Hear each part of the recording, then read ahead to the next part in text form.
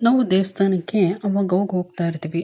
ಒಂದು ವಾರ ಯಾವ್ದಾದ್ರು ದೇವಸ್ಥಾನಕ್ಕೆ ಹೋಗಿದ್ದು ಬರೋಣ ಅಂತ. ಈ ದೇವ್ರಿಗೆ ಇವತ್ತು ಹೋದರೆ ತುಂಬ ಒಳ್ಳೆಯದು, ಏನೋ ನಮ್ಮ ಕಷ್ಟಗಳನ್ನ ಪರಿಹಾರ ಮಾಡ್ಕೊಳ್ಳುತ್ತೆ ಅಂತ ಹೋಗ್ತೀವಿ. ಅಥವಾ ಯಾವುದಾದ್ರೂ ಬರ್ತ್ಡೇ, ವೆಡ್ಡಿಂಗ್ ಆ್ಯನಿವರ್ಸರಿ ಈ ಥರ ಏನೋ ಒಂದು, ಅಥವಾ ಯಾರೋ ಪೂಜೆ ಮಾಡಿಸಿದ್ದಾರೆ, ಅಭಿಷೇಕ ಮಾಡಿಸ್ತಾ ಇದ್ದಾರೆ ಅಂತ ಹೋಗ್ತೀವಿ. ಈ ಥರ ನಾನಾ ರೀತಿ ಹೋಗ್ತಾ ಇರ್ತೀವಿ. ನಾವು ಯಾವುದಾದ್ರೂ ಕಷ್ಟಗಳನ್ನ ಹೇಳ್ಕೋತೀವಿ, ಹರಕೆ ಮಾಡ್ಕೋತೀವಿ. ಅದಂತೂ ಏನಾದರೂ ಒಳ್ಳೆಯದಾಗಲಿ ಅಂತ ಬಯಸ್ತೀವಿ. ಆ ಬಯಸಿದಾಗ ನಾವು ನಾನಾ ರೀತಿ ಅಂದರೆ ಹರಸ್ಕೊಂಡಾಗ, ಅಂದರೆ ನಾವೇನೋ ಅಭಿಷೇಕ ಮಾಡಿಸ್ತೀವಿ ಅಂತನೋ, ಅಥವಾ ಇನ್ನೇನೋ ಮಾಡಿಸ್ತೀವಿ, ದುಡ್ಡು ಹಾಕ್ತೀವಿ ಅಂತನೋ, ತುಲಾಭಾರ ಮಾಡಿಸಿ ಅದನ್ನು ಅದೆಷ್ಟು ಬರುತ್ತೋ ನಾವು ಅಷ್ಟನ್ನು ಕೊಡ್ತೀವಿ ಅಂತನೋ ಏನೋ ಒಂದು ಹರಸ್ಕೊಂಡು ಬರ್ತೀವಿ. ಹರಸ್ಕೊಂಡು ಬಂದು ನಾವು ಅದನ್ನು ಫಲ ಪಡಿತೀವಿ. ಎಷ್ಟೊಂದು ರೀತಿ ನಾವು ನಮ್ಮ ದೋಷಗಳನ್ನ ನಿವಾರಿಸ್ಕೊಳ್ಳೋಕ್ಕೆ ಅಷ್ಟೊಂದು ಮಾರ್ಗಗಳಿವೆ. ಅದರಲ್ಲಿ ಒಂದು ಮಾರ್ಗ ಅಂದರೆ, ನಾವು ದೇವಸ್ಥಾನಕ್ಕೆ ಹೋದಾಗ ಎಷ್ಟು ದುಡ್ಡನ್ನ ಕಾಣಿಕೆಯಾಗಿ ದೇವ್ರ ಹುಂಡಿಗೆ ಹಾಕ್ತೀವೋ ಅದರಲ್ಲೂ ಕೂಡ ನಾವು ದೋಷಗಳನ್ನ ಪರಿಹರಿಸ್ಕೋಬೋದು. ಯಾವುದೇ ದೇವಸ್ಥಾನಕ್ಕೆ ಹೋಗಲಿ, ಅಲ್ಲಿ ಹುಂಡಿಗಳಿರ್ತವೆ. ಹುಂಡಿಗೆ ದುಡ್ಡನ್ನು ಹಾಕೋದ್ರಿಂದನೂ ದೋಷ ಪರಿಹಾರ ಆಗುತ್ತೆ. ಅದು ಎಷ್ಟು ದುಡ್ಡು ಹಾಕಬೇಕು, ಯಾವ ದೋಷಕ್ಕೆ ಎಷ್ಟು ದುಡ್ಡು ಹಾಕಿದ್ರೆ ನಮಗೆ ಪರಿಹಾರ ಸಿಗುತ್ತೆ ಅಂತ ಈ ವಿಡಿಯೋದಲ್ಲಿ ತಿಳಿಸ್ಕೊಡ್ತೀನಿ.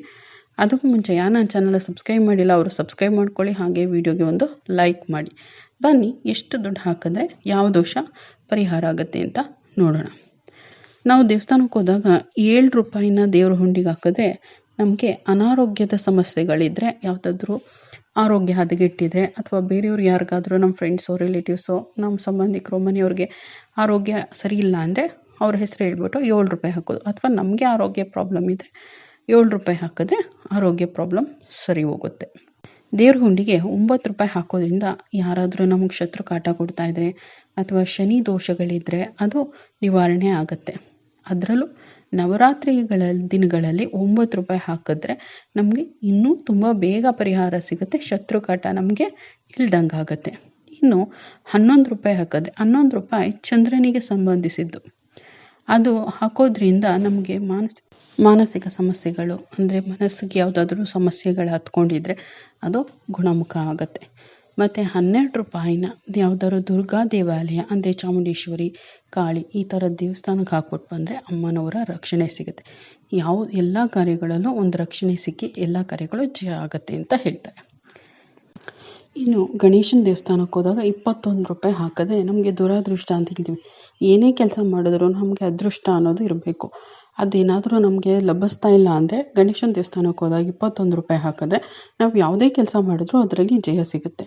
ನಮ್ಮ ವಿಘ್ನಗಳೆಲ್ಲ ನಿವಾರಣೆಯಾಗಿ ಜಯ ಸಿಗುತ್ತೆ, ಮತ್ತು ಎಲ್ಲ ಕೆಲಸಗಳು ಪೂರ್ಣ ಆಗುತ್ತೆ. ಯಾವುದೇ ನಿಂತು ಹೋಗಿರೋ ಕೆಲಸಗಳಿರ್ಬೋದು, ಯಾವುದೇ ಮಾಡ್ತಾ ಇರ್ತೀವಿ ಅದರಲ್ಲಿ ಅಡಚಣೆಯಾಗಿ ನಿಂತೋಗಿರುತ್ತೆ, ಆ ಕೆಲಸಗಳು ಕೂಡ ಪೂರ್ಣಗೊಳ್ಳುತ್ತೆ. ಇನ್ನು 54 ರೂಪಾಯಿನ ಹಾಕಿದ್ರೆ 54 ಗುರುಗ್ರಹಕ್ಕೆ ಸಂಬಂಧಪಟ್ಟಿದ್ದು. ಇದರಿಂದ ಗುರುಗ್ರಹ ಅಂದರೆ ನಮಗೆ ಲಾಭ ಆಗುತ್ತೆ, ಎಲ್ಲದರಲ್ಲೂ ಜಯ ಸಿಗುತ್ತೆ. ಹಾಗಾಗಿ ಯಾವುದೇ ದೇವಸ್ಥಾನಕ್ಕೆ ಹೋದಾಗ 54 ರೂಪಾಯಿ ಹಾಕ್ಬಿಟ್ಟು ಬಂದರೆ ನಮಗೆ ದುಡ್ಡಿನ ಲಾಭ ಆಗುತ್ತೆ, ಧನ ಲಾಭ ಆಗುತ್ತೆ, ಮತ್ತು ಯಾವುದೇ ಕೆಲಸಗಳಲ್ಲೂ ಕೂಡ ಜಯ ಸಿಗುತ್ತೆ. ಇನ್ನು 108 ರೂಪಾಯಿ ಹಾಕಿದ್ರೆ ನಮ್ಮ ಜಾತಕದಲ್ಲಿ ಯಾವುದಾದ್ರು ದೋಷಗಳಿದ್ದರೆ ಅದರಿಂದ ಮುಕ್ತಿ ಸಿಕ್ಕಿ ನಮ್ಮ ಕೆಲಸಗಳೆಲ್ಲ ಸುಸೂತ್ರವಾಗಿ ಆಗುತ್ತೆ. 108 ಶ್ರೀಚಕ್ರದ ಸಂಕೇತ. ಇದನ್ನು ಹಾಕ್ಬಿಟ್ಟು ನಾವೇನು ಕೇಳ್ಕೊತೀವಿ ಅದು ಈಡೇರುತ್ತೆ ಅಂತ ಹೇಳ್ತಾರೆ. ಯಾವುದೇ ಕೆಲಸಗಳಿದ್ರೂ, ಯಾವುದೇ ಕಾರ್ಯಗಳಿದ್ರೂ ನಾವೇನು ಅಂದ್ಕೊಂಡು ಬರ್ತೀವಿ ಅದೆಲ್ಲ ಕೆಲಸ ಕಾರ್ಯಗಳು ಸುಸೂತ್ರವಾಗಿ, ಅಂದರೆ ಹೂ ಎತ್ತದಾಗೆ ಆಗುತ್ತೆ ಅಂತ ಹೇಳ್ತಾರೆ. ಇನ್ನು 116 ರೂಪಾಯಿ ಹಾಕ್ಬಿಟ್ಟು ಬಂದರೆ 7 ಜನ್ಮಗಳ ಪಾಪಗಳು ನಿವಾರಣೆ ಆಗುತ್ತೆ ಅಂತ ಹೇಳ್ತಾರೆ. ಇದಿಷ್ಟು ದೇವ್ರ ಹುಂಡಿಗೆ ನಾವು ಕಾಸು ಹಾಕಬೇಕಾದ್ರೆ ಇಷ್ಟ ಬಂದಷ್ಟು ಹಾಕೋ ಬದಲು ಈ ರೀತಿ ಹಾಕಿದ್ರೆ ನಮಗೆ ಯಾವ ದೋಷಗಳಿಗೆ ಯಾವುದನ್ನು ಹಾಕಿದ್ರೆ ಒಳ್ಳೆ ಫಲ ಸಿಗುತ್ತೆ ಅಂತ ವಿಡಿಯೋ ತಿಳಿಸ್ಕೊಟ್ಟಿದ್ದೀನಿ. ಈ ವಿಡಿಯೋ ಇಷ್ಟ ಆಗಿದ್ರೆ ಲೈಕ್ ಮಾಡಿ, ಹಾಗೆ ನಿಮ್ಮ ಫ್ರೆಂಡ್ಸ್ ರಿಲೇಟಿವ್ಸ್ಗೂ ಕೂಡ ಶೇರ್ ಮಾಡಿ. ಈ ವಿಡಿಯೋ ಕೇಳಿದ್ದಕ್ಕಾಗಿ ಧನ್ಯವಾದಗಳು.